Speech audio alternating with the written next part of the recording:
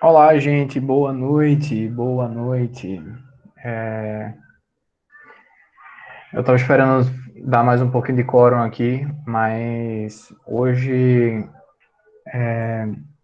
eu vou tentar sempre prezar por esses 5 minutos iniciais, tá? E aí a gente vai correndo aqui. Sei que tem algumas pessoas falaram comigo no privado sobre alguns problemas, enfim, então eu vou dar seguimento aqui, tá certo? Becker, você está entre nós, né?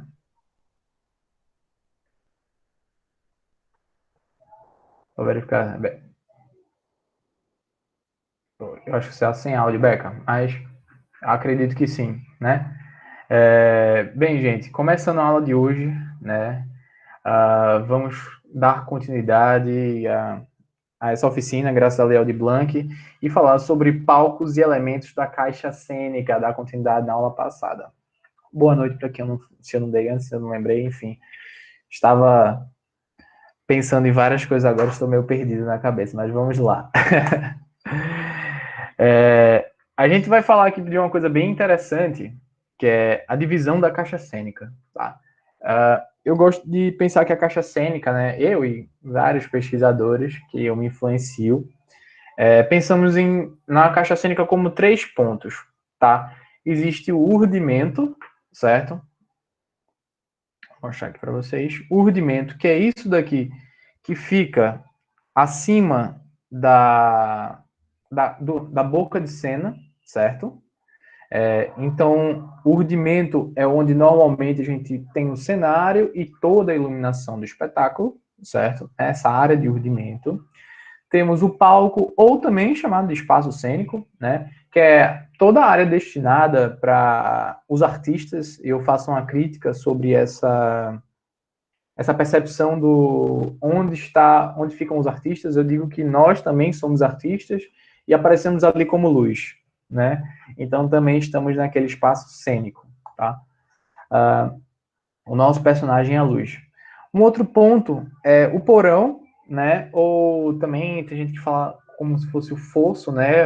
Tem gente que separa o fosso, é só essa parte da frente, né? Mas que também faz parte do porão, tá? Então a gente tem esse espaço para às vezes uma mudança de um cenário que sobe, possíveis entradas de atores em cena. Como eu falei, lembra daquele exemplo lá da ressurreição de Jesus Cristo, por exemplo? Sei lá, ele cai afundado, depois ele renasce. Enfim, tudo isso é possível por causa do porão que alguns teatros têm. Isso tem em todos os teatros? Não. Eu diria que, acredito eu, que 90% ou mais dos teatros municipais e grandes teatros têm esse fosso, esse porão, tá? É uma estética, inclusive, muito da época. Dentro dos elementos que fazem parte do urdimento, né, aquela área que fica acima da boca de cena, a gente tem a grelha, tá? A grelha que, como uma referência a quem gosta de fazer um churrasco, né, é uma extensa grade de ferro, para churrasco, não, brincadeira.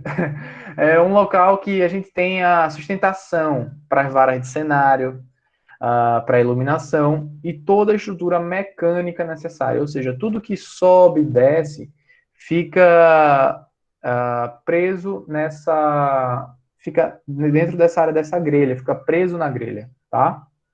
Então, por exemplo, a grelha ela fica acoplada diretamente nas paredes e no teto, tá? Dando mais sustentação a esse cenário que também não pode ficar pendurado em algo que não tem sustentação, certo? Então, isso é em um teatro comum. Quando a gente fala de um espetáculo que usa, vamos lá, mais uma vez, carnavais, São João, festas de Ano Novo, né? Que os palcos são montados em cima de estruturas de grid, né? Ou estrutura que a gente chama também de Q30, a, a grelha, né? O urdimento ali já é muitas vezes o final da boca de cena, né? Então a gente às vezes tem uma pequena área de urdimento. Então essa estrutura Q30, que é onde a gente pendura ali, ela é móvel por causa apenas de algumas correntes de aço que são as talhas, tá? Então a gente usa isso daí para movimentar essas estruturas Q30 que aí suportam quilos e toneladas, inclusive, tá? Dentro de uma vara de luz, temos os pontos de cabos de aço, tá? Aqui vocês podem ver, tanto nessa foto da esquerda, quanto nessa foto à direita, os cabos de aço, né? Uh, Dependendo do cabo de aço, tem cabos de aço que aguentam 300 quilos, por exemplo. Então a gente tem, sei lá, uma vara que tem 10 metros e a cada 2,5 metros a gente coloca um ponto de cabo de aço, aquela vara, num cálculo rápido, assim, sem considerar até considerando o peso, sem considerar o peso da vara, né, questão do Enem, ela suportaria 1,2 toneladas, mas a gente tem que tirar o peso da vara. Então, se a gente vai utilizar equipamentos muito pesados em uma vara de luz, a gente precisa normalmente perguntar ao teatro quanto cada vara suporta de peso. Porque imagina, eu chego lá cheio de moving light, moving heads, cada um pesa 50 quilos, e aí eu coloco 10 desses. E a vara não aguenta. O que é que acontece, né? Eu até faço uma pergunta aqui, realmente.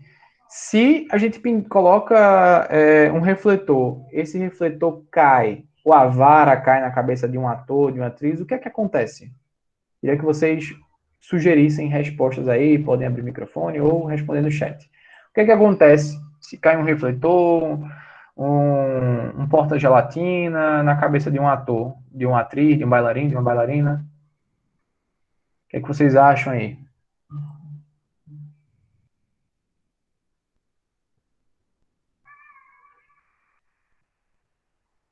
Morte. Ou, se não machucar ninguém, segue o espetáculo. É, o iluminador responsabilizado, vou responder isso daí já já. Bem, e aí eu digo, né, se alguém morrer, o que é que acontece ali? Se alguém morrer, o que é que acontece?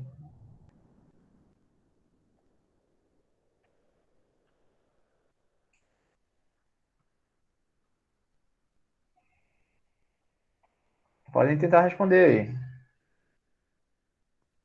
Há um processo contra o teatro, não tem espetáculo. Não tem espetáculo, talvez aconteça isso. Ah, eu respondo também? Tá. Homicídio culposo ou dolo eventual, depende do delegado. Vejam, o que é que acontece, né? Tem várias coisas que podem acontecer no momento, né? Pode realmente, dependendo do peso, quebrar madeira, bater lá embaixo no poço e assim alguém afundar e fazer uma grande catástrofe, né? Murphy tá aí para mostrar que se pode acontecer, aquilo acontece e mostra na realidade, né?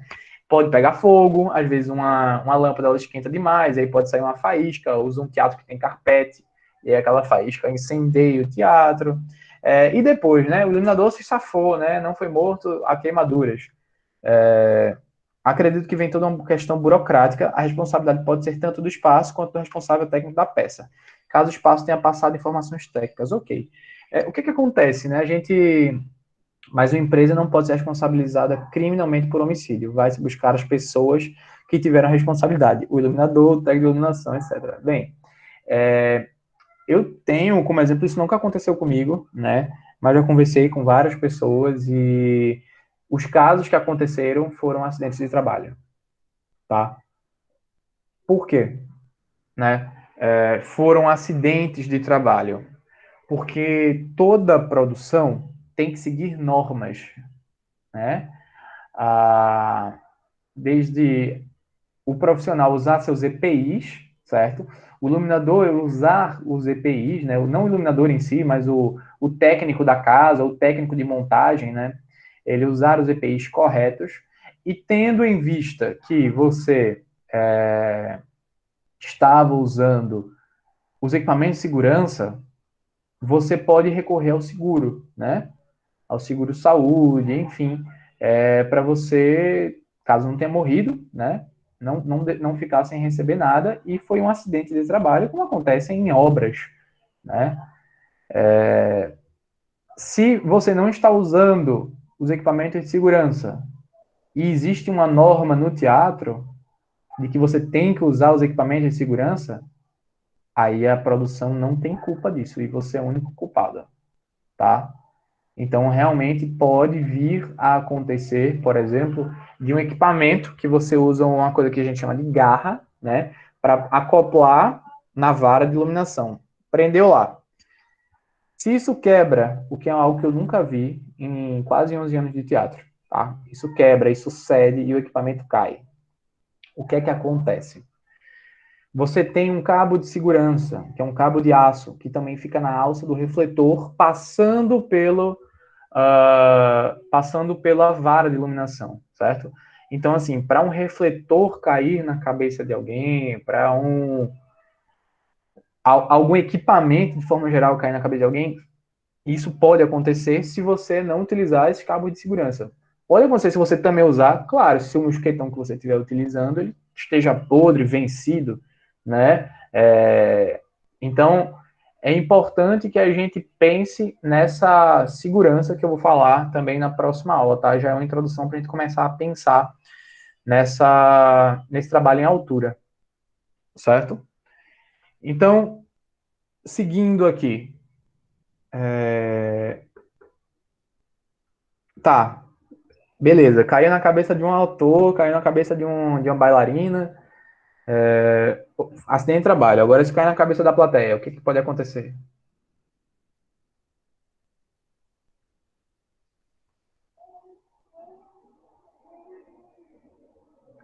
Podem responder.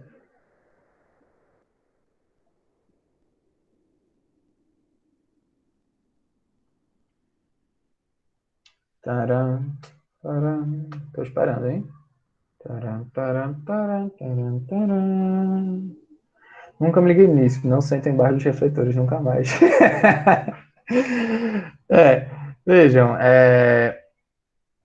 acontece que aí sim pode ser um crime culposo, tá? Porque a plateia tem que estar segura de tudo isso, né? Pode acontecer, pode vir a acontecer, mas mais uma vez vai depender do juiz, tá? Se você tiver seguido todas as normas de segurança e tudo mais, você pode escapar dessa, mas você, a produção, vai ser incumbida dessa responsabilidade, tá?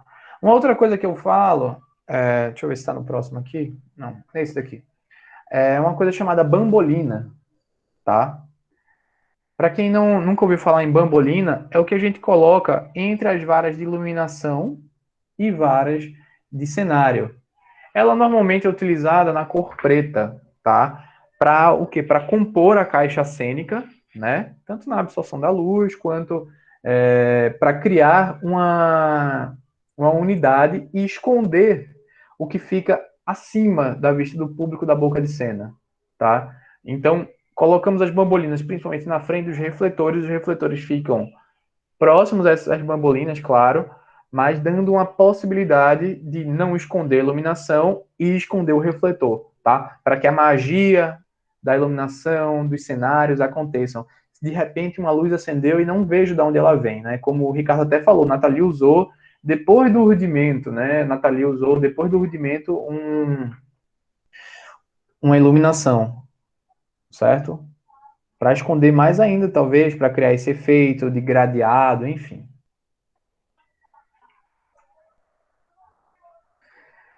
Aqui a gente tem as roldanas ou polias que a gente viu lá na física, no ensino médio, eu acho, ou na oitava série.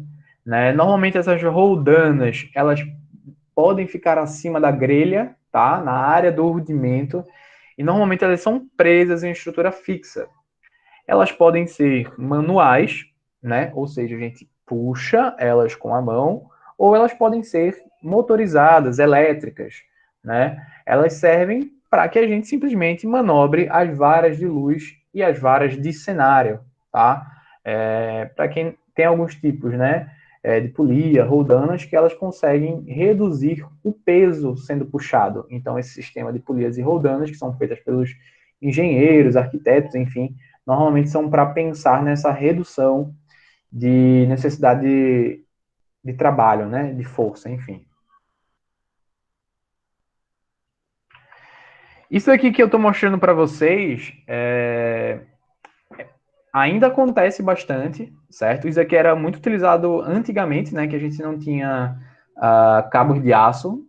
Então, eram nem assim, nem sistemas com o trabalho de varas elétricas, então a gente utilizava o que a gente chama de malaguetas ou gornes, tá? Que são, que é essa estrutura daqui, certo? Que tem um pino para fora, certo? Aqui é de madeira nessa representação. Então, vamos lá. A gente prende aqui, né? A gente subiu a vara, prendeu, amarrou. E como é que a gente faz para frear aqui, né? Porque a gente não tem um freio aqui direto. Uma dica, né? Uma dica não, que todo mundo faz, né? Quando você tem um górneo ou uma malagueta, você pega a corda, você ajustou a vara, você passa ela num formato de 8, porque normalmente ele é feito de 2 pinos, tá? E aí você sai enlaçando em formato de 8 esses 2 pinos, tá? E aí você consegue gerar um tipo um nó, né?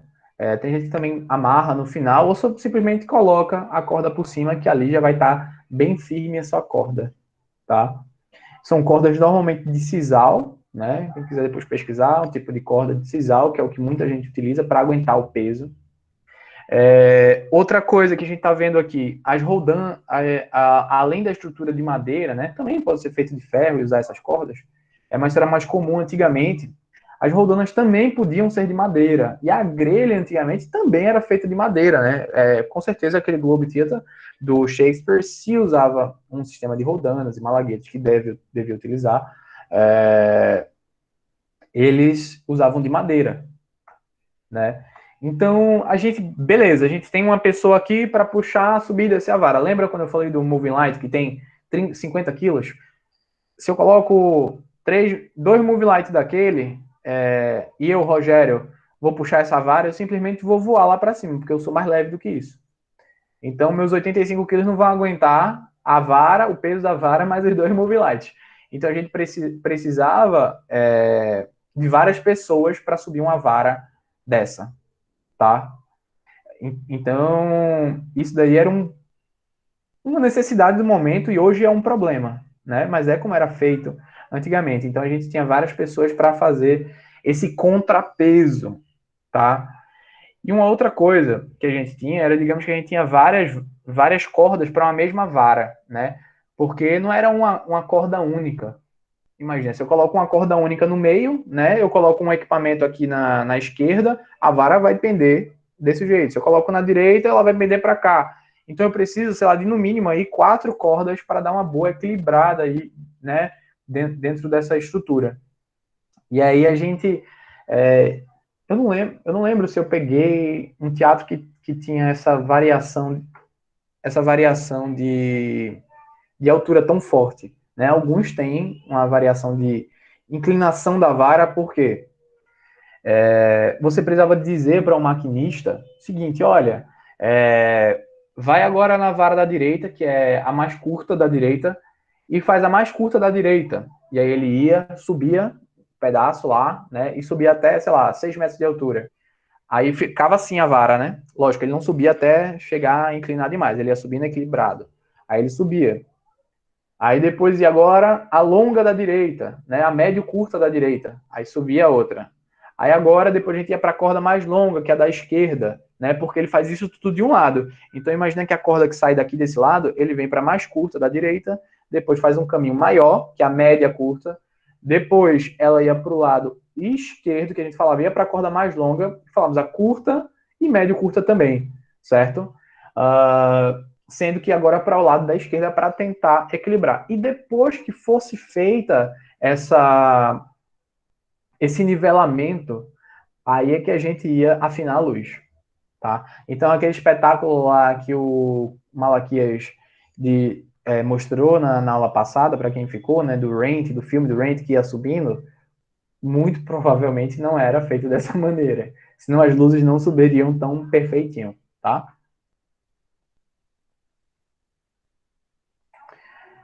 Aqui a gente tem ainda, né, um sistema de malaguetas, gornes e agora com a inclusão de freios, né? A gente pode deixar de usar aquele sistema de 8, né, para usar esse freio. Eu já operei muito nesse sistema de freio, né? Você tem a corda passando dentro de roldanas aqui dentro da... Eu tô apontando com o dedo, vocês não estão vendo.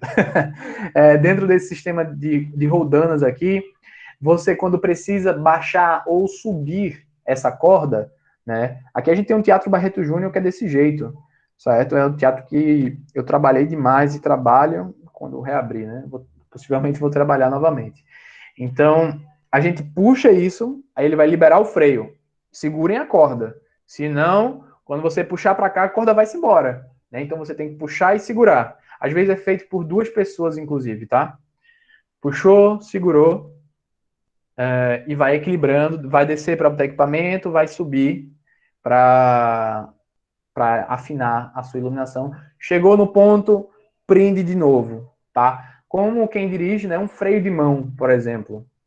Esse é um freio de mão também, tá? Então, uma coisa importante aqui também, deixa eu ver se é o próximo, não.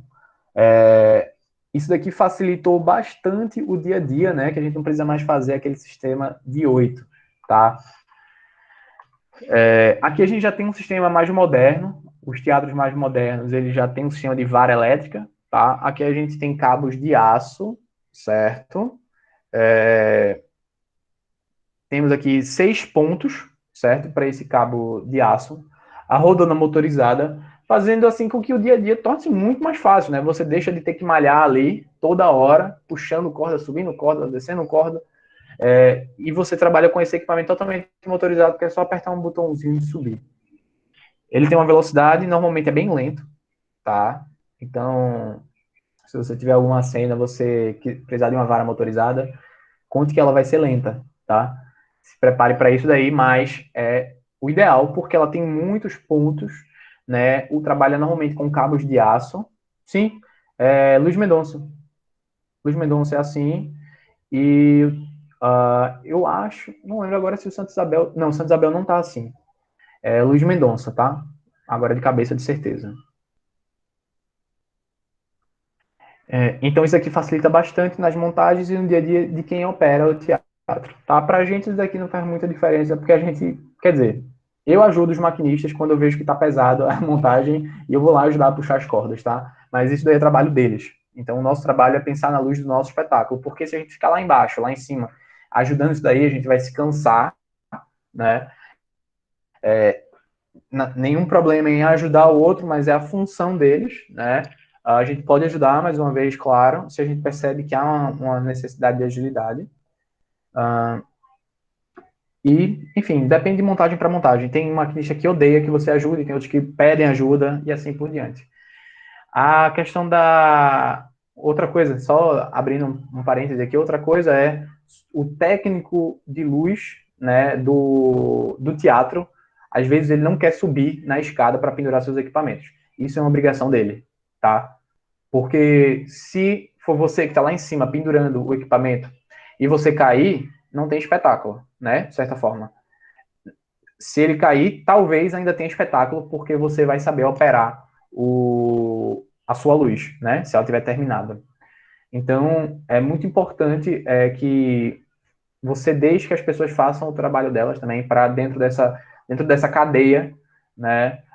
Muitos teatros que vocês vão pegar por aí, técnicos de luz, vão querer que vocês subam na escada. Às vezes você pode querer subir, às vezes não. Enfim, tem vezes que eu prefiro, porque eu já conheço os técnicos e aí eu sei que eu vou ser mais rápido que ele fazendo aquilo, né? E aí eu sigo as questões de segurança, né? Possíveis, claro. Tem coisas, por exemplo, Rogério, você não usa o cinto de segurança com o talabarte. Claro que eu não uso, porque os teatros de Recife não têm a vara que a gente prende o talabarte. Então, se eu prendo na vara a vara de luz ou na vara de cenário, e aquela vara é a vara que cai, eu vou ser puxado para baixo. Então, a gente não tem a linha de vida, né? Que é como muita gente fala, né? A linha de vida, que é onde você acompanha as varas de iluminação e varas de cenário, e você vai clipando o seu talabarte, tá? Eu vou mostrar o que é o talabarte na próxima aula também, quando a gente falar de NR10, NR35 e EPIs para iluminação. Tá? Mas uma coisa muito importante já para a gente ficar se atentando quando a gente tem que trabalhar em altura. Aqui a gente tem as caixas de contrapeso, tá? Lembra daquele sistema de Gorn, Malagueti antigo, né? Que a gente precisava de 2, 3 pessoas. Aqui a gente começa a trabalhar como as máquinas de academia trabalham, né? Algumas já são mais modernas, enfim. Tem outros meios de compensar o peso. Mas quando, por exemplo, você chega para um maquinista, né? E ele vai vendo, e ele baixa lá a vara. Ele baixou, né? Até a altura do seu peito, normalmente. E aí você começa a pendurar, né? Pendurei 3 elipses de um lado, 2 do outro, um PC aqui, dois par LED e pronto, pendurei. Ele vai olhando aquilo e ele vai vendo mais ou menos o peso necessário para ele contrapesar, para que quando a gente vá subir isso daí, não esteja tão pesado, né? Então ele vai colocando cada uma dessas. Quem já malhou em academia, né? Tem os pesos, eu esqueci agora o nome. Não é anilha, não é halter, enfim, os pesos, tá? São pesos que você coloca dentro dessa área de contrapeso. Você coloca, eles realmente são bem pesados, certo? Deve ter minimamente cada um 10 quilos, minimamente, tá? Tem alguns que tem mais, inclusive, para fazer esse contrapeso da vara, fazendo com que ela fique suave no subir e descer. Um cuidado muito grande estou cheio de equipamento, desci a vara, desci tranquilo. Usei o freio de mão, tirei os meus equipamentos, esqueci de tirar o contrapeso. O que é que vai acontecer? A vara vai subir igual ao Dragon Ball Z, né? Igual ao Superman, bater lá em cima, na grelha, fazer um barulho imenso. Quem estiver embaixo, saia correndo, porque o cabo de aço pode romper, pode sair da rodana, pode acontecer o que for, e vai descer numa velocidade fervorosa, certo? Então, se em algum momento uma vara dessa sobe, sai de baixo, tá? Porque grandes chances dela voltar, tudo que sobe desce, né? Então, é importante a gente tomar esse cuidado com a vara de contrapeso. Mais uma vez, isso aqui é muito feito pelos maquinistas dos teatros. Mas é importante a gente conhecer para que nós também fiquemos atentos, né? A gente percebe que a gente está com a vara muito pesada para manusear. Pô, bota um contrapeso. Ah, não tem contrapeso aqui, então chama alguém. Ah, tem contrapeso, vai colocando. Desceu, usou o freio, fez o 8, sei lá. Lembra de tirar o contrapeso quando você for tirar seus equipamentos, tá? Caso o maquinista não esteja se atentando para isso.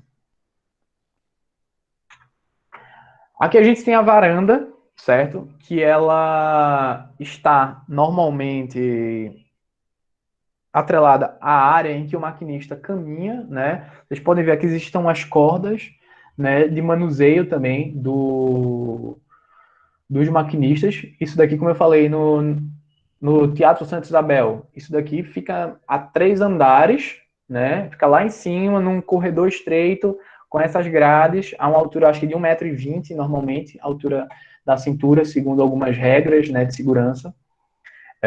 Se tiver algum engenheiro de segurança também, né, algum técnico de segurança no trabalho aí também, pode dar uma luz de qual é a altura exata, que eu não lembro agora, mas eu acho que é 1,20 m. Corrimões, enfim.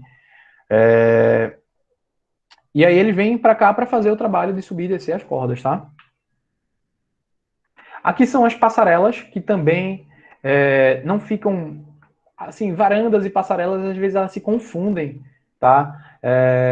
Porque muitas vezes as passarelas, a gente atribui que ela está separada da parede. E a varanda, ela está diretamente na parede. Então, aqui, na passarela, é onde a gente também pode ter as cordas, certo? Atreladas aos malaguetes, aos gornes, utilizando freios ou não, certo? E também aqui a gente pode, muitas vezes, ter equipamentos de luz, tá? Para que a gente utilize na nossa criação. Então, às vezes, os técnicos de luz do teatro, nós também, vamos aqui nas passarelas, ou dificilmente alguém vai chamar de varanda, essa varanda que fica lá no terceiro andar. Normalmente chama de passarela, tá? Mas às vezes pode haver essa confusão. Então a gente usa a passarela também para usar equipamentos e pendurar. Por exemplo, no teatro, falando daqui de Recife, né? A gente tem no Teatro Joaquim Cardoso, que em cima do palco a gente tem as varas, né? Iluminação, e acima das varas a gente tem uma área que que pode ser confundida tanto quanto passarela como varanda. Eu chamaria ali de um. É porque ela é engraçada que ela tem três partes, né? Ela não é só um caminho assim. Ela vem por uma parede, ela vem por uma parede e aqui ela não tem parede. Então talvez fossem duas varandas e uma passarela, sabe? Apesar que também a gente considera que passarelas ligam um lado ao outro, né? Mas enfim, é importante a gente conhecer essa nomenclatura, né? Vamos lá para a passarela agora para afinar e a gente vai lá para esse lugar do teatro. Aqui a gente tem o pano de boca de cena, certo? Faltou de cena aqui, completar isso aqui, deixa eu completar agora. Pano de boca de cena.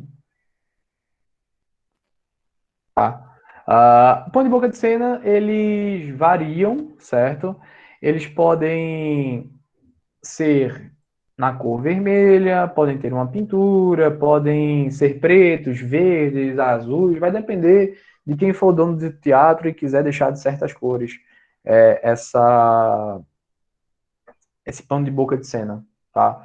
E ela normalmente fica... deixa eu voltar para cá. Ela fica acima, né, da cortina mestra, certo? Que é a cortina mestra é essa daqui e a cortina mestra ela pode variar. Tem teatros que abrem pelo meio e vem um para esse lado, um para o outro lado. Tem alguns teatros que vão para cima. Tem teatros que fazem como se fosse alguém segurando aqui nessa área e subindo na diagonal e ela some aqui na direita para um lado e na esquerda para o outro. Tem teatro que puxa totalmente para a esquerda, puxa totalmente para a direita. E aí, isso pode influenciar ou não a sua iluminação, tá? Por exemplo, eu pensei em fazer em um teatro, a minha iluminação começa um personagem saindo daqui do meio, né? E aí vem um feixe de luz vindo daqui. É importante a gente saber se a nossa luz vai funcionar, porque se a cortina sai da direita para a esquerda, a sua luz talvez não funcione do jeito que você queria, e esse personagem precisa vir para cá e você adaptar a sua luz, tá? Então isso daqui, eu até adiantei a cortina mestra, tá? Mas o pano de boca de cena é isso daqui que vai ficar acima, à frente dessa cortina mestra. Aqui eu trouxe, tá péssimo, gente. Me desculpem para ler, mas foi um rider que eu achei do Teatro Estadual de Araras, certo? Só para vocês terem noção, né? Aqui é o que a gente pega um rider, normalmente. Eu trouxe isso daqui, também trouxe uma outra imagem do que é que um festival dispõe muitas vezes para um iluminador, tá? Aqui a gente tem o desenho do teatro, e aqui está pessimamente, então não vai dar para vocês lerem, mas aqui tem o tipo do teatro, vai dizer que ele é italiano, certo? Aqui vai dizer as dimensões, a largura de palco, certo? Que quer dizer isso daqui, tá?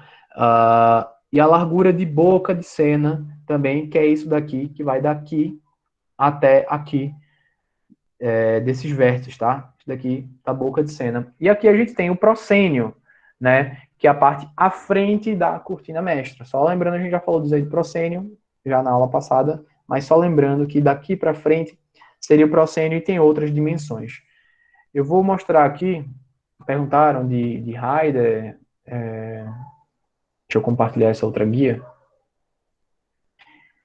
Quando você chega para um teatro e fala, eu vou trabalhar, né, no Luiz Mendonça, que foi o teatro que eu peguei daqui de Recife. Daqui é um rider bem antigo, 2015, certo? Daqui já foi atualizado, com certeza. Ele vai falar, os técnicos vão estar disponíveis para montagem no horário de trabalho, qualquer acerto de operação hora extra vai ser com a direção do palco.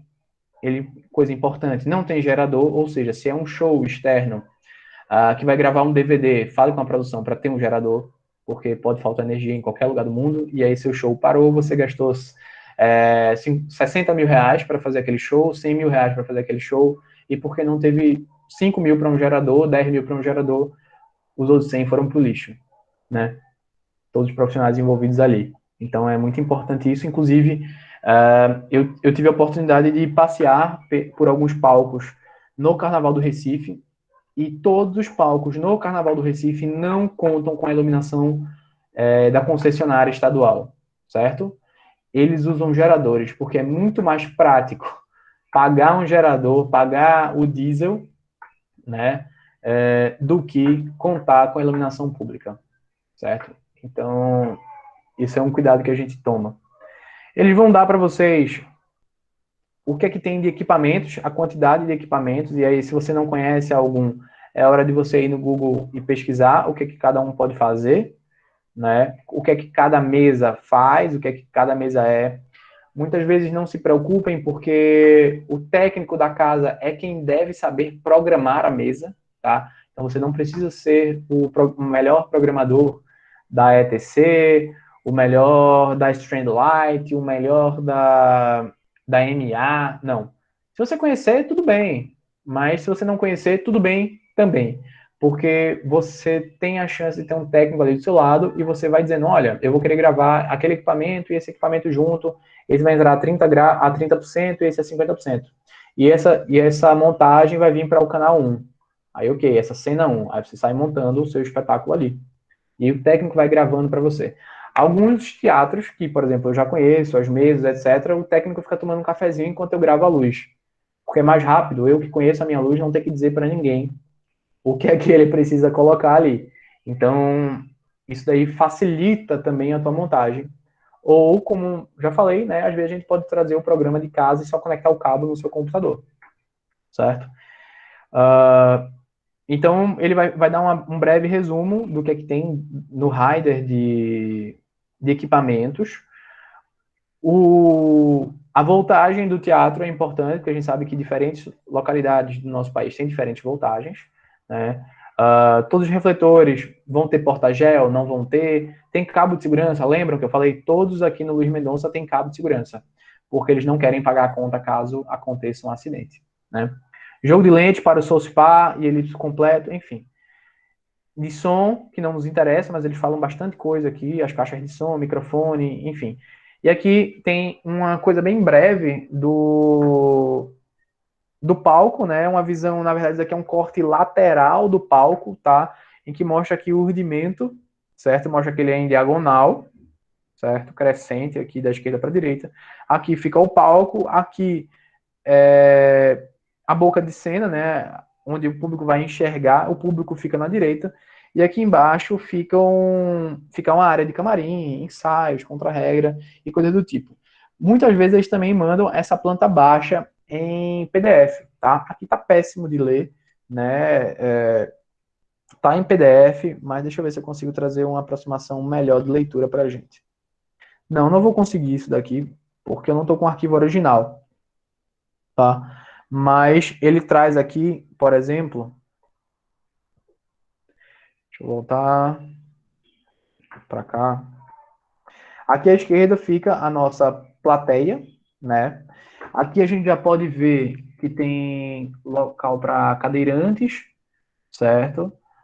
E aqui é o nosso palco, certo? Aqui a gente tem as cortinas mestras, tá? Que a gente pode fechar ou abrir, dando mais abertura ou fechamento de cena, porque esse palco daqui é muito grande, tá? E às vezes você tem um monólogo que você não quer essa imensidão de palco, você quer fechar, deixar ele não com 20 metros, mas deixar ele com 16, por exemplo.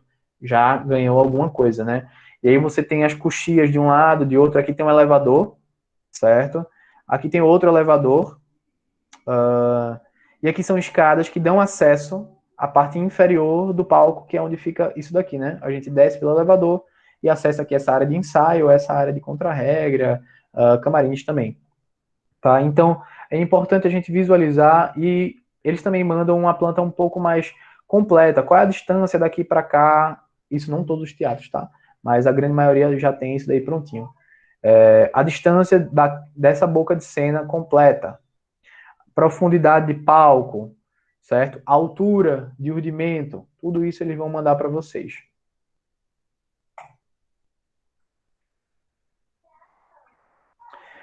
Aqui, muita gente chama também isso daqui de parede do infinito, tá? Que fica ao fundo do palco, né?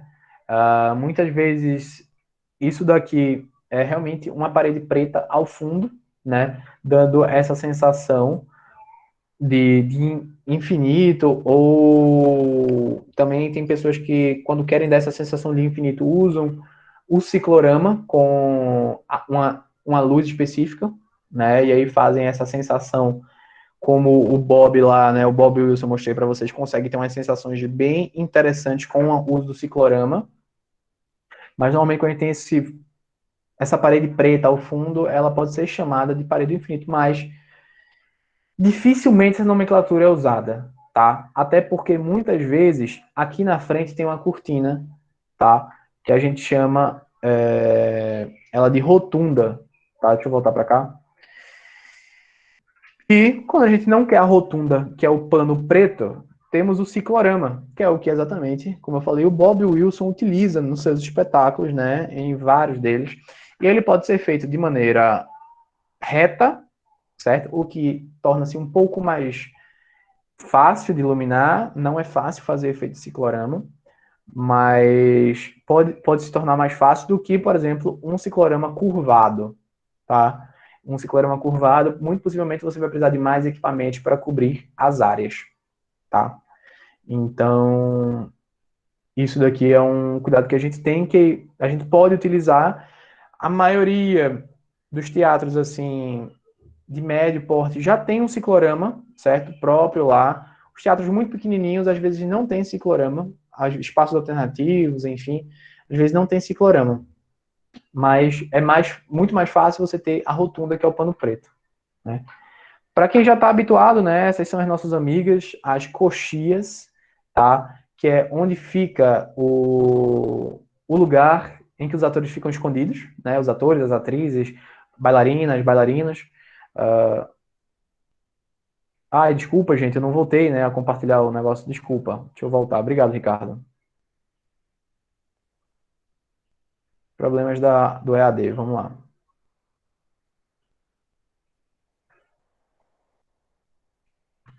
Deixa eu voltar aqui só para vocês enxergarem, né? Porque eu estava falando da parede do infinito. Aqui, né, a parede do infinito, por exemplo, um lugar que eu usei isso daqui, não enquanto iluminador, mas enquanto ator, foi na Caixa Cultural, né, um dos espaços da Caixa. Daí, olha, naquele ciclorama do vídeo do Bob, que tu mostrou, a luz vem de trás dele, usando ele como difusor. Sim, vem de trás. Tá? Pode ser feito na frente também, depende da proposta. Tá? Depende da proposta, mas ele é muito utilizado por trás. Mas nada impede também de você usar pela frente, certo? Nada impede isso daí. Tem gente que prefere, enfim. Aqui, né, eu mostrei um ciclorama curvado, certo? Aqui para um teatro 3/4, né, de arena, enfim. Parecem aquelas televisões curvas, né, que são mais caras para a gente comprar na loja. Então a gente tem isso no teatro também. E o ciclorama reto, que pode ser utilizado aí vastamente em vários teatros. Na coxia, né, a gente pode... Só um detalhe, tá, Flavinho? Eu não tenho certeza de que momentos o Bob Wilson pode estar utilizando o fundo para iluminar e a frente para iluminar, tá? Isso aí pode variar cena a cena. Isso daí eu não tenho como te dar a certeza. Eu preciso ver cada processo do Bob Wilson, como é que ele tem utilizado isso.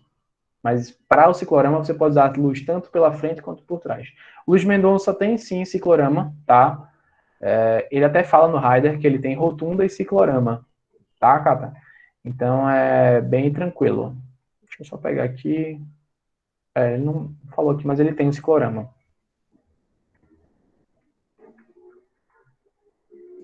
Então, só repassando, né, quando o diretor fala vão para as coxias todos, é para os artistas, as artistas, saírem do palco e irem para dentro, né, para os bastidores, ou ficar aqui esperando a sua deixa.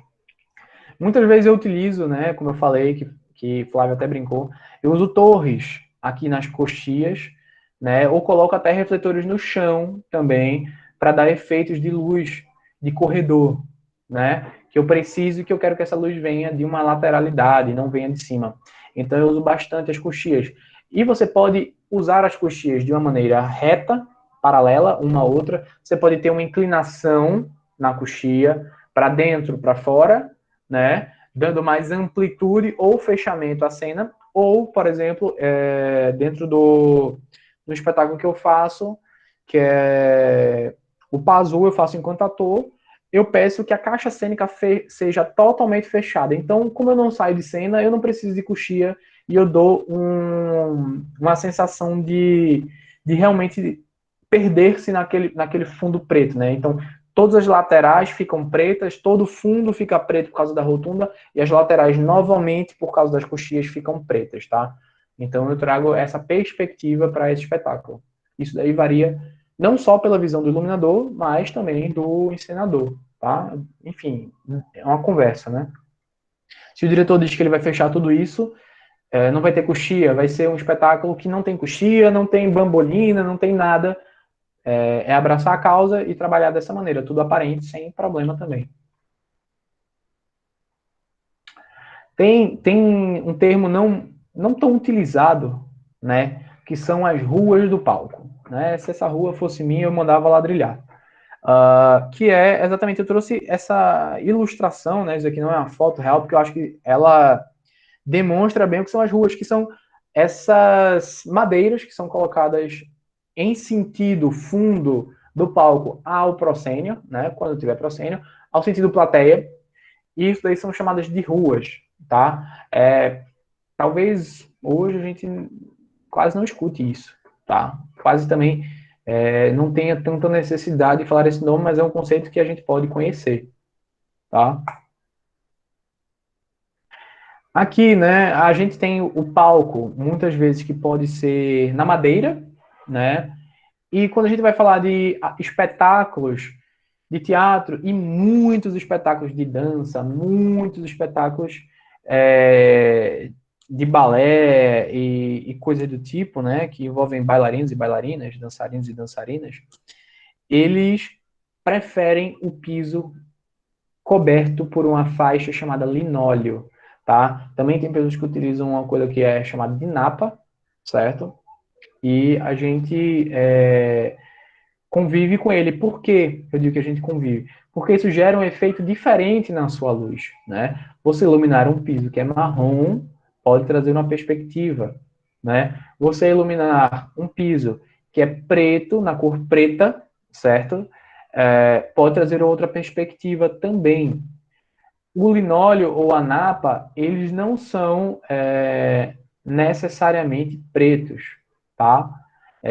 Existem alguns tipos que são em formato de xadrez, às vezes o pessoal coloca, sei lá, já vi branco, 100% branco, tá? Então isso daqui pode ser feito de algumas maneiras, certo?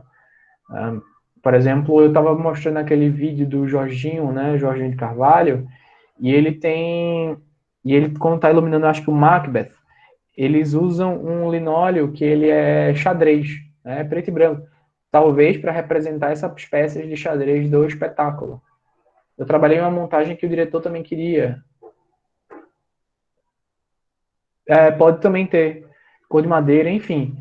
Mas isso daqui traz uma nova perspectiva para a sua luz, tá? Só para a gente conhecer, né? Esse é o piso, mas ainda vai colocar linóleo. Ainda vai colocar uma napa aqui. Tá, tudo bem. Você já ao menos sabe o que é linóleo e o que é napa. Aqui eu trouxe mais uma vez aquela imagem porque a gente tem as falsas ruas, tá? Que a gente fala que as ruas ficam nessa posição do fundo do palco para frente do palco e algumas pessoas também usam essa nomenclatura, né, de falsas ruas que ficam na perpendicular, né? Ficam cruzando as ruas verdadeiras, digamos assim. Então, quando a gente fala de uma visão, vou dizer horizontal, tá? A gente fala de falsas ruas. Quando a gente fala de uma visão mais vertical, seriam as próprias ruas, certo? As cabines elétricas. né? Você chega num teatro e tem que ter um lugar onde vai se desligar a luz do palco, ligar a luz do palco, né? Onde às vezes tem algumas extensões de chão, certo? E existem as cabines elétricas, em que ficam esses disjuntores e coisas do tipo. Às vezes, elas podem ficar na cabine de iluminação, certo? E aí você pode ter uma chance de apagar tudo de lá da cabine de iluminação ou no canto do palco, né? Ela pode estar aqui, né? Normalmente fica no início, né, do palco, assim, ou logo na esquerda ou logo na direita, né? E vai ter um quadro lá em que você vai, vamos afinar a luz agora. E aí você aqui do palco você apaga, né? Essas luzes de serviço, né? Que a gente chama para começar a usar as luzes para a sua iluminação. Cadê? Deixa eu ver aqui. Aqui a gente tem o uso da bambolina mestra, tá? Que ela fica logo depois desse pano de boca aqui vermelho, tá? Ela pode ditar, né, qual vai ser a altura das suas varas de iluminação e de todas as outras bambolinas, tá? Ela fica logo depois dessa primeira cortina aqui, né? Desse pano de boca que complementa a cortina mestra, tá? Então, logo na sequência, a gente tem a bambolina mestra, a primeira, que vai normalmente dizer a sequência de alturas, tá? Então, se, sei lá, eu estou compartilhando o espaço com um outro espetáculo infantil da tarde e à noite é a minha iluminação. Isso é comum e estejam preparados para a sua iluminação ser mexida todo dia, às vezes, tá? E aí você dita que a sua altura de bambolina, você pega uma fita verde ou vermelha, sei lá, e diz, ó, a verde vai ser do espetáculo da noite. E aí você coloca numa altura ali, né, na frente, dentro dessa cortina, desse plano de boca, e diz, ó, vai ficar nessa altura, ou usa uma vara de cenário que não vai ser usada para guiar a altura das suas varas de iluminação, tá? Aqui a gente tem um porão, certo? Que a gente já conheceu também. É um local que fica embaixo do palco, né? Logo abaixo do palco, e pode ser utilizado para guardar instrumentos da orquestra, ou não sei se já teve alguém que quis criar espetáculos aqui embaixo, deve ter acontecido isso, com certeza, tá? E aqui, por último, né, a gente fala da relação de palco e a plateia, né? Então, a gente apresentou aí essa área de palco de forma geral e temos a plateia distribuída logo à frente, que é onde ficam as pessoas.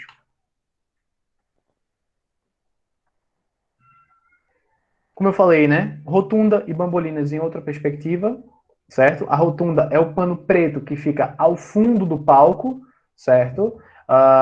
Normalmente o ciclorama fica atrás da rotunda, normalmente. É de praxe, Rogério? Eu diria que a maioria das vezes, tá? É uma regra? Não sei se é uma regra, mas é bem adotado isso daí. Em todos os teatros que eu fui, sempre a rotunda estava à frente, tá? Aqui é uma imagem, né, também uma ilustração das bambolinas vistas de dentro do palco, né? Aqui a gente tem as varas de iluminação, vara de cenário e as bambolinas para esconder os equipamentos de luz, tá? Aqui a bambolina mestra também, logo depois da cortina mestra.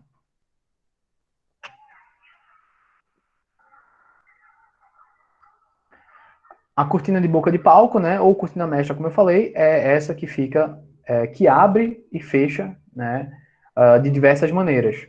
Como eu falei, ela pode abrir pelo meio, de forma simétrica, de um lado e para o outro lado. Pode abrir da direita para a esquerda, da esquerda para a direita. Ela pode subir, né? Ou ela pode ser meio que arqueada, né? Subir em uma diagonal para cá, ou em uma diagonal para lá. Então, essa é a cortina de boca de palco ou cortina mestra. Muita gente usa isso daqui fechado para fazer um sistema de prólogo, né? Eu preciso de um prólogo no início, aí você deixa isso fechado, e aí o narrador vem aqui para frente. Sei lá, a gente tem, não sei, enfim, digamos que o gênio do Aladim vai comentar alguma coisa aqui na frente e vai mostrar a transformação que ele vai fazer no cenário. E aí, quando ele passa para frente, tudo isso aqui é fechado, e quando ele estala os dedos, isso aqui abre e está um cenário totalmente diferente lá atrás, né? Então, isso é interessante. Uma coisa importante é que muitas vezes a sua luz aqui de baixo pode vazar, tá? Então, se você já está deixando sua luz acesa azul, né? Ah, eu vou usar um contra azul, mas nas luzes, não sei o que, isso aqui já pode estar sendo vazado. Então, só uma atençãozinha para isso daí. E sempre antes de começar o espetáculo, o teatro inteiro está aceso e a gente tem que se lembrar de apagar o teatro antes de começar o espetáculo, tá? Isso aí sempre é feito pelos técnicos da casa, né? Mas é importante a gente ter essa lembrança, porque já aconteceu de algumas luzes ficarem acesas e eu estar na iluminação, né, na execução, na operação de luz, e ter alguma luz acesa ainda. Por exemplo, a luz que ficava logo abaixo da gente estava acesa, e eu não tinha como ver, porque eu estava olhando para o palco, sentia uma luz estranha, mas não sabia de onde vinha, né? E aí, de repente, alguém foi lá e avisou que a luz de baixo ainda estava acesa. E aí apagaram depois de alguns minutos, tá? E sempre tem luzes de segurança que vão ficar acesas, né, pelas escadas, em alguns teatros, tá? Tem teatro que ele praticamente apaga tudo, tá? E fica realmente no escuro. Normalmente, teatro infanto-juvenil, a gente deixa, dependendo do teatro, né? Umas luzes aqui embaixo do palco, que aí dá uma clareadazinha, enfim, para as crianças verem, não se machucar, enfim, porque muitas crianças gostam de ir para o palco falar com os personagens, né? E ficam lá gritando com os atores. Ai, o Capitão Bonança, o Capitão Bonança não, o Marinheiro Perna de Pau pergunta onde é que está a Maribel, né? Do texto do Pluft. Aí a criança vai lá e grita, tá ali atrás do baú, do baú. Aí bota a mão em cima do palco e aponta para lá. E aí você tem que tomar cuidado com essa criança também, para não deixar nenhum fio exposto, não deixar nada de fácil acesso, principalmente quando é teatro infanto-juvenil. Certo? Bem, Ricardo até falou aí, né, que acho que o Palhaço na da Compadecida também tem uma espécie de prólogo. Eu não tô lembrando agora, mas eu acho que tem. Sinceramente, há uma montagem que eu vi do Auto da Compadecida não tinha essa parte na frente da cortina. E a outra que eu vi também não tinha essa parte inicial com a cortina fechada. Mas pode ser utilizado de diversas maneiras, né? Isso daqui, para quem assistiu um espetáculo da trupe, a trupe do Barulho, eles usavam muito isso, né? Faziam muito essa brincadeira de brincar com a plateia, né? Ficar tirando onda com o pessoal lá na frente, até que, inclusive, estavam arrumando, porque era um espetáculo atrás do outro, né? Ali no Valdemar de Oliveira, enfim. E aí os atores, às vezes, tinham meia hora para descansar, de um espetáculo para outro, de uma hora, enfim, isso acontece bastante para também ter troca de cenário, usar esses prólogos, né? Bem, gente, hoje a aula é um pouquinho mais curta, porque a gente está encerrando o assunto de caixa cênica e seus adereços, suas particularidades, certo? Tardes também falou aí do Alto da Barca do Inferno, tem, né, esse prólogo inicial. Dependendo da escolha aí do encenador, estará realmente com a cortina fechada, né? Alguns encenadores isso pode até ter no texto, né? Cortina fechada, mas o encenador às vezes quebra isso. Porque a partir do momento, muitos diretores entendem isso, e eu entendo isso, que é a visão do diretor pela obra, né? E não a obra pela obra muitas vezes. Tem obras que querem ser seguidas fielmente desde 1600 até hoje. Mas tem senadores que gostam de dar, né, essa nova perspectiva das obras, e eu acho isso muito incrível. Certo? Bem, e agora eu estou aqui para tirar algumas dúvidas de vocês aí que vocês tenham, para a gente bater um papo e ajudá-los no encerramento. A próxima aula a gente vai falar sobre material de segurança, certo? Os EPIs, de forma geral, a segurança no trabalho do iluminador cênico, tá? Quais são as normas de segurança, questão de voltagem, cálculo de amperagem, a questão de tensão, bitolas de fios que podem ser usados por projetos, se o equipamento é bivolt, se é trifásico, bifásico, montagem segura utilizando escada. E a gente vai ver alguns casos aí de não sucesso dentro das normas de segurança, né? Também. Bem, fiquem à vontade, pessoal, para agora fazer perguntas e tirar dúvidas, tá? Rebeca, se quiser, eu acho que a gente pode até encerrar a gravação, tá? Para que o pessoal fique livre para seguir seus caminhos aí. Quem esteve aqui até agora teve sua presença marcada, tá? E agora é mais um espaço para a gente tirar dúvidas. Porque eu percebi que na última aula a gente ficou quase meia hora depois da aula, e aí hoje eu quis dar um espacinho para a gente conversar, tá?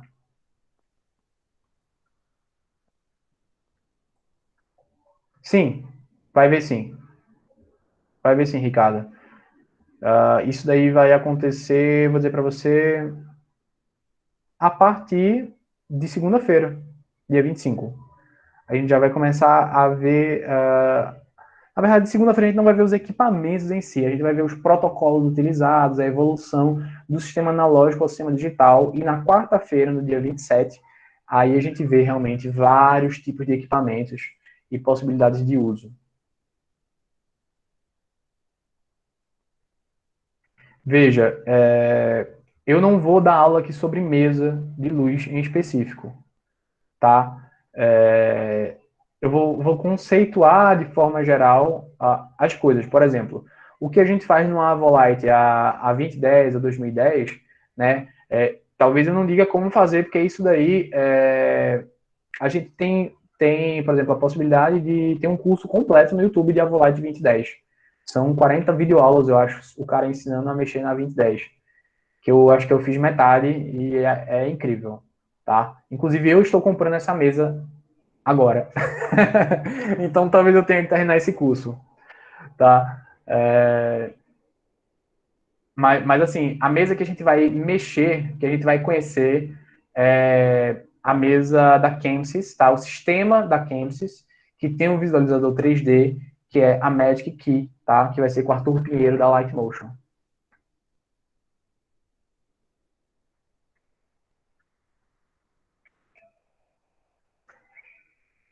Thales, não, acredito que sejam realmente pessoas, é, engenheiros ou arquitetos. Eu não sei se deve ter alguma especialização, certo? Mas esse planejamento de teatro eu não sei te falar, porque realmente não é muito do meu dia a dia. Existem empresas específicas que fazem a construção de teatros, né? E aí tem licitações e até mesmo contratações de empresas privadas, né? Vou criar um teatro privado, né? Por exemplo, o Teatro Rio Mar, né? Você contrata uma empresa especializada na área, na construção de teatros. Por exemplo, aqui no Brasil a gente tinha, ou tem, né? A Telem, e tem outra também que agora eu esqueci o nome, tá? Mas a Telem eu acho que é uma das mais antigas e conhecidas que a gente tem aqui. Vamos lá, teremos aula sobre mesa, algum nome específico para arquitetos. Quais as formas que usamos para conseguir a inclinação, ângulo mais indicado para se posicionar um backlight, por exemplo? Isso daí eu vou abordar nas aulas mais para frente, mas se você for pesquisar física ótica, né, você vai encontrar essa questão de se eu tenho 1 grau de abertura como óculos de grau, né, se eu tenho um óculos de grau, ele vai fazer uma refração de um tipo, né? E aí eu tenho lá uma lente que vai me dar 30 graus de refração. E uma distância de 2 metros, quanto é que ela vai chegar? Se eu tenho agora 10 metros, quanto é que ela vai chegar? Então a gente pode aplicar algumas fórmulas aí que eu vou mostrar. Tem um aplicativo que já faz isso, tá? Quem usa Android pode baixar esse aplicativo daqui, ó, chamado StageHand, tá?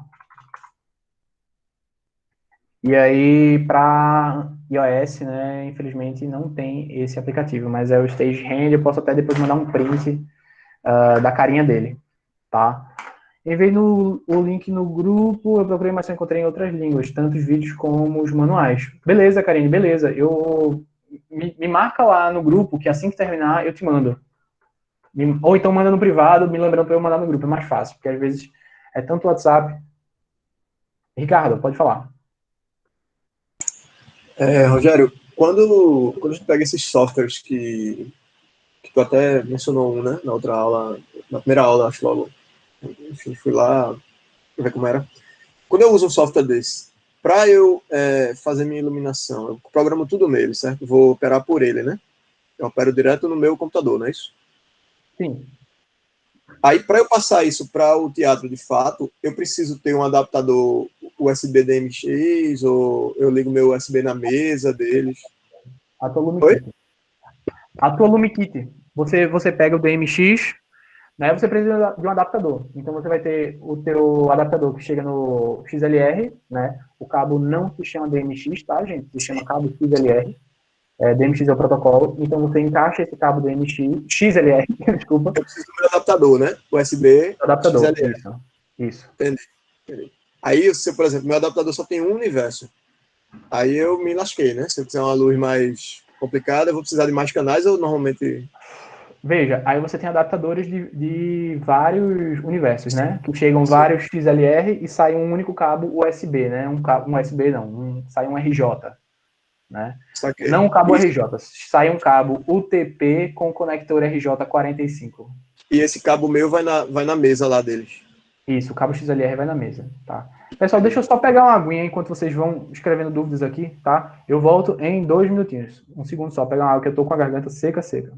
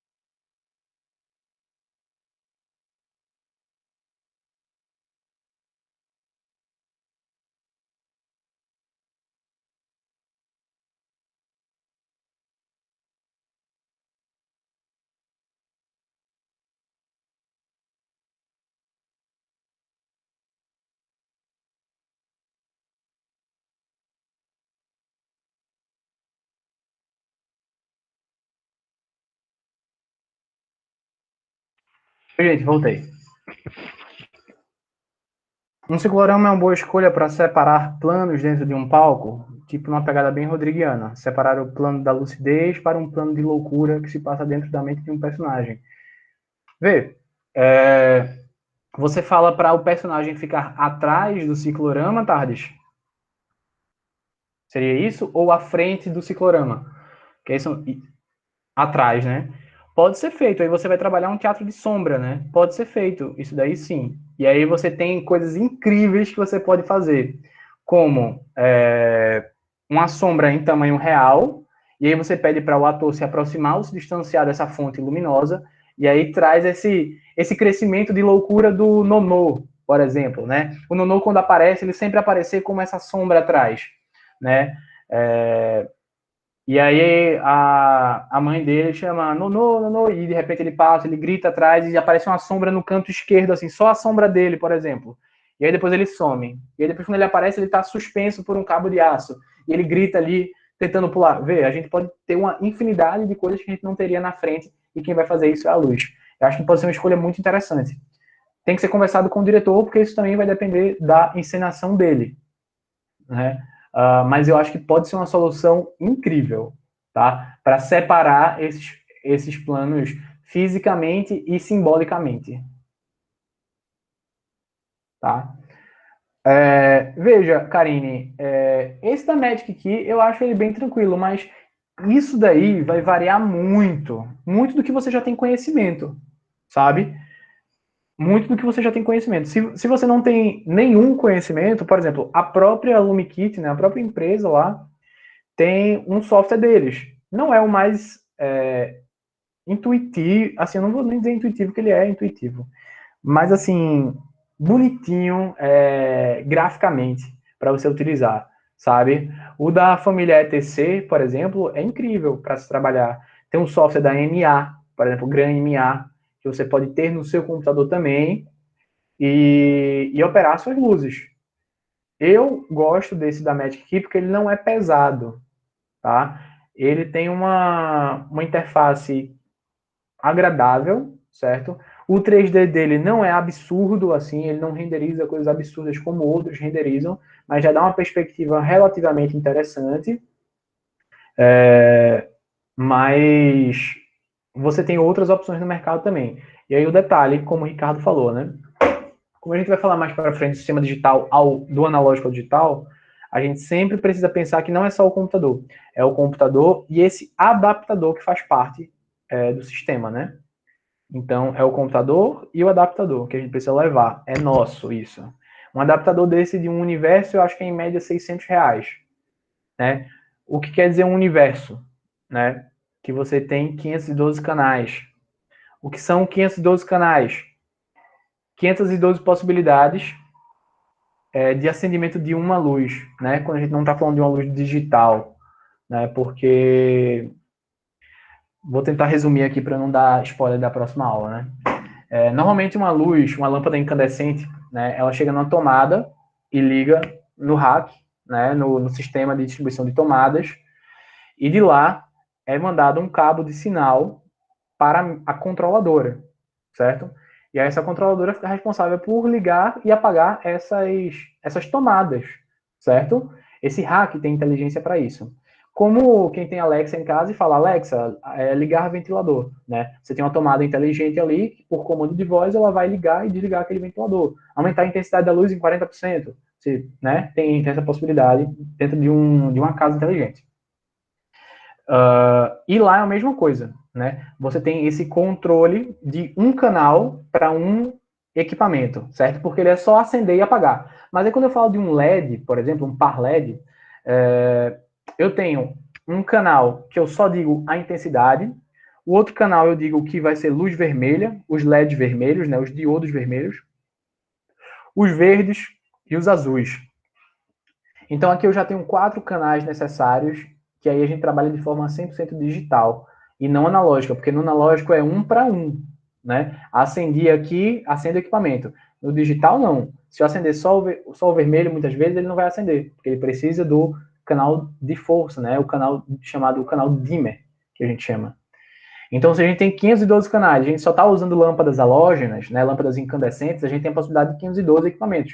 Se eu estou usando, sei lá, Moving Light, que cada um tem 128 canais, é possível ter 128 canais no Moving Light, tá? Sei lá, eu vou ter no máximo aí 4 Moving Lights, tá? Dentro desse único universo.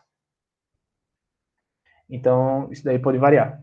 Eu acho que eu respondi a pergunta, né? Enfim, talvez eu tenha ido longe. Bem, em mar fechado, Flávio falou aqui, em mar fechado a vela branca no fundo às vezes traz um efeito de luz parecido com um ciclorama. A gente usou os LEDs por trás na última temporada no Barreto, e a projeção vindo pela frente. E em alguns momentos ela dava efeito de luz de contra. Deixa eu entender.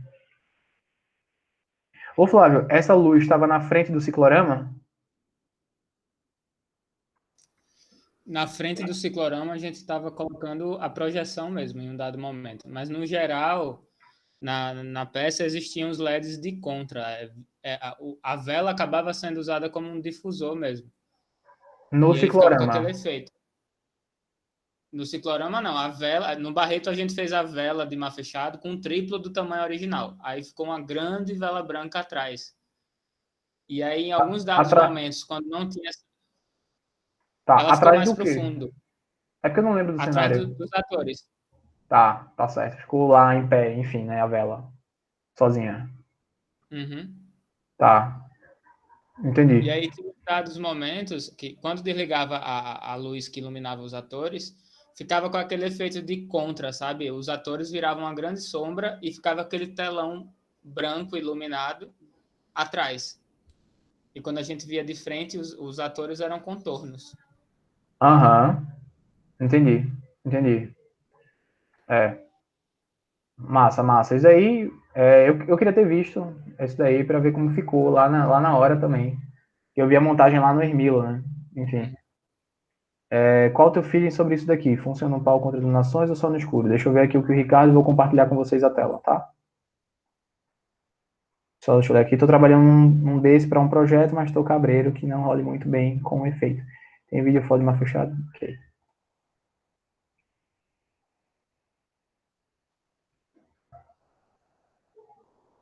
Either too dangerous or not. Tá, isso daqui é um. Deixa eu ver. É um efeito de fogo falso, Rogério, que o cara cria com um umidificador, saca?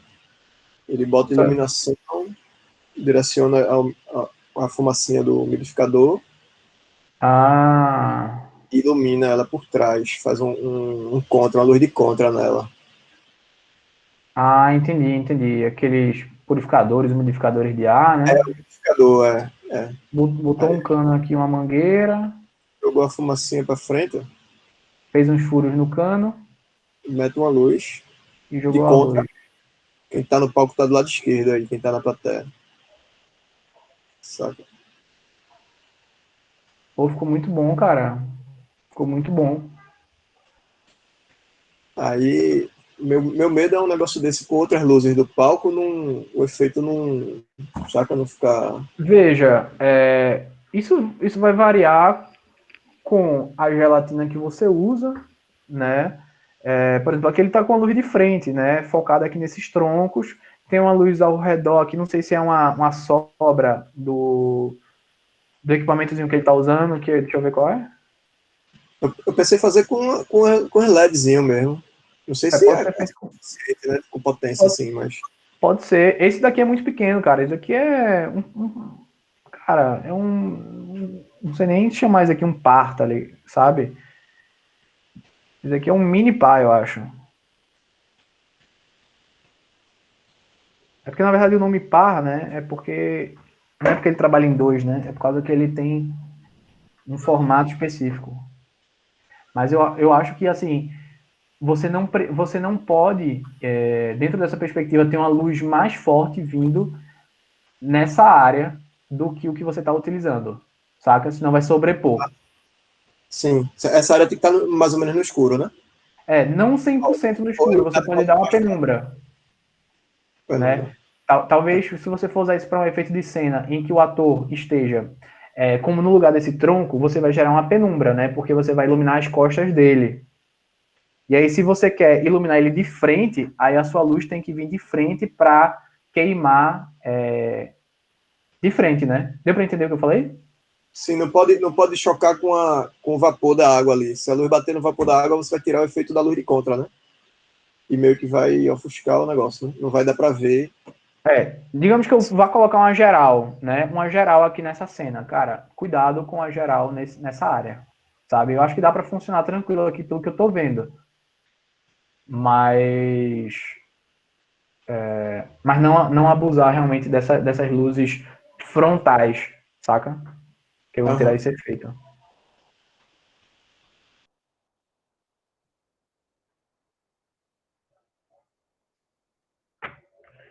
Bem, mais alguém? Ricardo tava com a mão levantada, mas eu acho que era isso, né?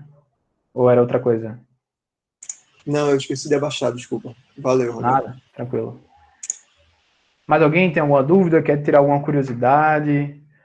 Aproveitem para ir perguntando agora que a gente ainda tem mais uns minutinhos.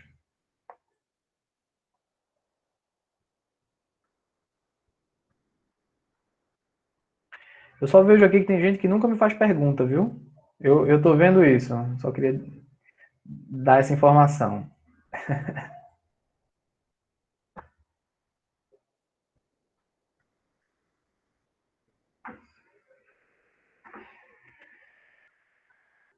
Ah, certo, certo. Eu posso ver isso daí com Rebeca para a gente finalizar essas 6 primeiras aulas e exportar tudo isso para vocês, tá? Eu até falei com quem me pediu, é porque a gente queria ter a vinheta de início, sabe? Fazer um negócio bonitinho para vocês. Mas a gente vai disponibilizar a aula bruta, então, tá? Já nesse final de semana, tá bom?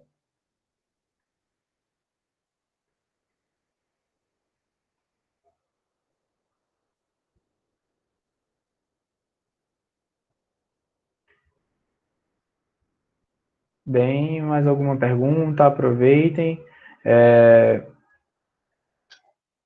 Segunda-feira a gente vai ter Kahoot novamente, ou será que é na sexta? Não sei. Não vou dar as surpresas, mas é bom que vocês prestem atenção nas aulas de agora, façam suas próprias anotações, não dependam só do meu material, porque a perspectiva de vocês, né, do que aqui chama atenção, do que interessa a vocês, tem coisa que vocês já sabem, enfim, é mais para complementar o conteúdo de vocês, tá, no dia a dia. Bem, pessoal, se ninguém tem mais nenhuma dúvida, ok. Tá, eu passo sim, tá? Seria você ver, eu diria para dar uma olhada nas mesas da ETC, Gram MA, tá? Já tem da 2, o software da 2, Magic e, tá? Aqui são, na verdade eu vou botar o nome cadê aqui, da fabricante, né? Kensys, aí aqui você vai pegar a Magic Key, tá?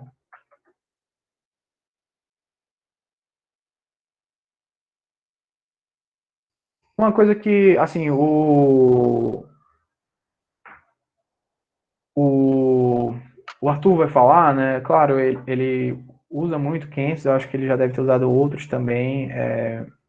Eu falei, né, o Jatles Miranda, né, que é um dos iluminadores que a gente tem aqui no Brasil, bem conhecidos, assim, ele usa esse sistema, né, para iluminar, por exemplo, Baile do Menino Deus, ele usa Hackbeat, Carnaval do Hackbeat, normalmente ele usa essa mesa,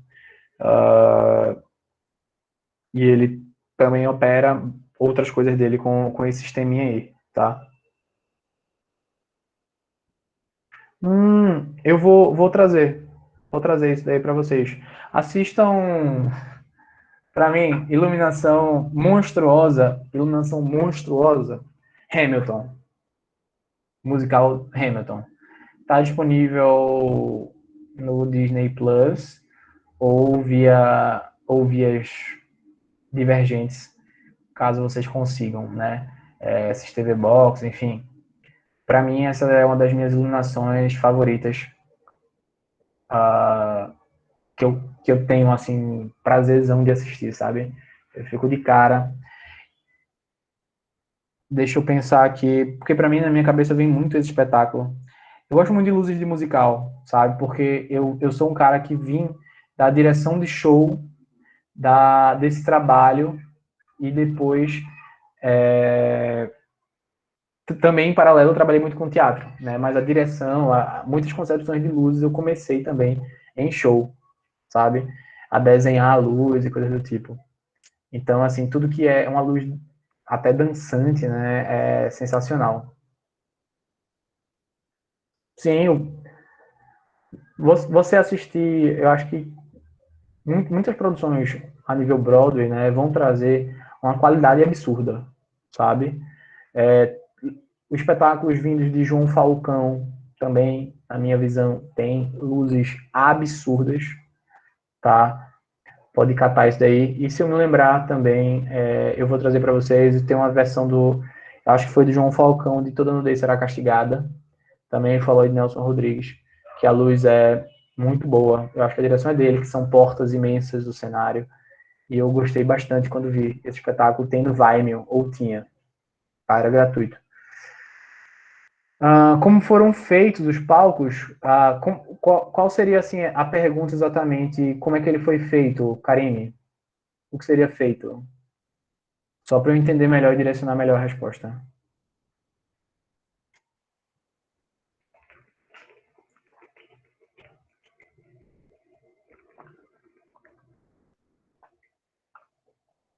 se foi qual a mesa utilizada, foi no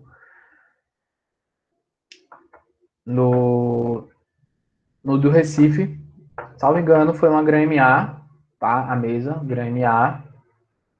E no Hackbeat, o sistema da Kemsys, tá? Pelo que eu me lembro, foi isso daí. Tá? Sistema de projeção não é uma coisa que eu trabalho muito, tá? Então, realmente, eu não sei como é que é trabalhado isso daí, essa parte de VJ, né? Enfim, não é muito que eu trabalho. Mas as mesas eu lembro que eram essas. Tá? Ah, mas ó, isso daí foi palco principal e palco Hackbeat, tá? Palco Casa Amarela, palco Preto Velho, lá de Olinda, sei lá, essas coisas eu não sei não, nem cheguei a olhar. Isso vai variar de quem ganhou a licitação para esses lugares também.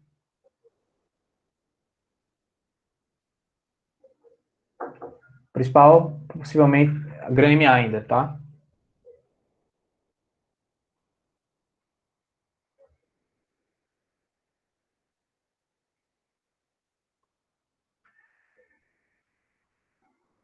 Certo? E vocês vão ver, tem mesas que são absurdas, tem monitores e tem mesas que, por exemplo, a gente pode programar tudo dentro do camarim, né?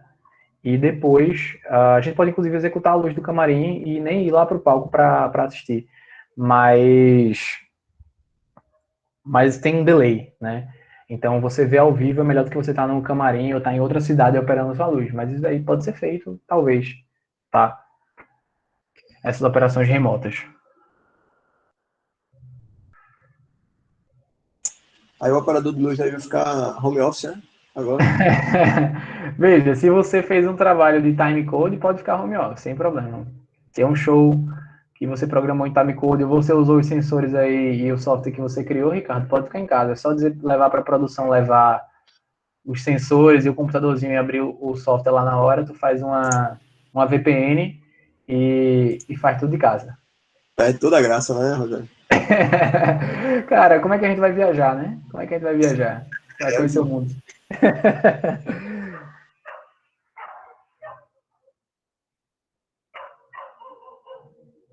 Bem, tem uma coisa aqui que o Ricardo falou sobre as projeções. Depois, se quem tiver interesse aí sobre essas projeções, Ricardo, pode colocar lá no grupo, se você não tiver esse arquivo, né? Esses archives, coloca lá. Beleza, vou ver onde é que eu anotei isso. Eu fiz um mapeamento na época. Massa, massa. Gente, dou-lhe uma, dou-lhe duas, dou-lhe três. Quero agradecer mais uma vez a disponibilidade de vocês, tá, em participar da aula de hoje. Sexta-feira voltamos no mesmo horário. Peço mais uma vez sempre cuidado com o horário, né? Para a gente ter lá aquela tolerância de 5 minutinhos e depois a gente segue. Teatro Santa Rosa. Santa Rosa você fala Santa Isabel? Ah, Paraíba, tá. Não conheço. Não conheço ele, tá? Mas se for precisar de algum rider, o pessoal lá manda um e-mail para eles que eles mandam um rider para você. Tá? E aí qualquer dúvida eu posso tentar ajudar. Certo? Bem, gente, agradeço a vocês, boa noite e um cheiro em todos vocês, se cuidem e vamos esperar a vacina, tá? Cheiro para vocês. Boa noite, galera. Tchau, tchau. Cheiro. Valeu, tchau, tchau. Boa noite, pessoal.